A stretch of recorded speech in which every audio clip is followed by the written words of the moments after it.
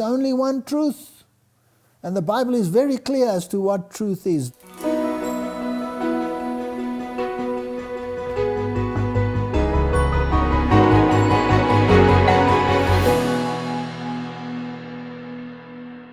There can be no doubt that evil is a living reality in the world that we live in.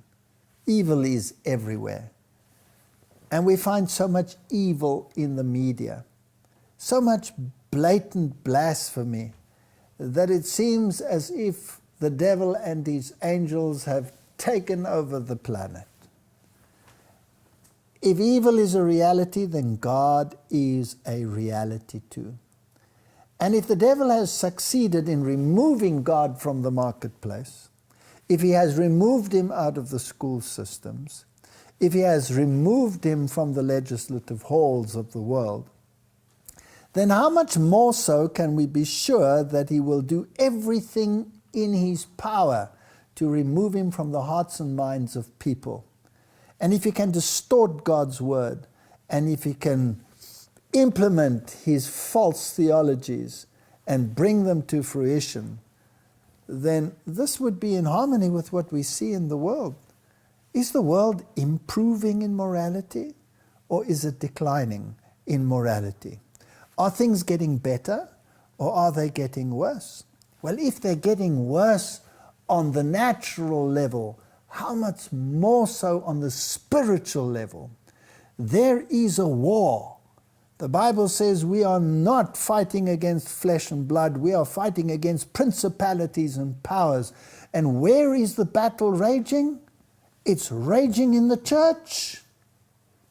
So can we not expect the devil to be extremely active at the level of the church? Of course. And so we should not be surprised that there are false doctrines. Even amongst people who believe and love the truth, will he not try like a wedge to enter his false doctrine and introduce false concepts about God and the way to worship God? Today there's so much syncretism. We claim to believe God, but we worship him in the style of Baal. And all of these criteria intermingle with the theological systems of the world, and we want to incorporate everyone under one roof. There is only one truth, and the Bible is very clear as to what truth is. Thy word is truth. I am the way, the truth, and the life. All thy commandments of truth. Thy law is truth. Those are the only definitions of truth in the Bible. So shouldn't those be the criteria that are being attacked? If the Bible says thy law is truth, does he attack the law? Of course he attacks the law. He eradicates the law. He says it's abrogated. I am the way, the truth, and the life. If you have an ecumenical relationship and a world gathering of religious systems all claiming that they serve the same God, then the way and the truth has been eradicated from the system. And the word? Well, the word has been ridiculed to the point where it is virtually non-existent from creation to Revelation. This is a war, and this war needs to be fought.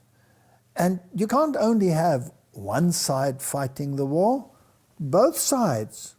Now the Bible says that God does not use the weapons that Satan uses. He cannot use coercion. He cannot lie. He cannot use the methods that the devil uses. So this is a war of minds. This is a clash of minds.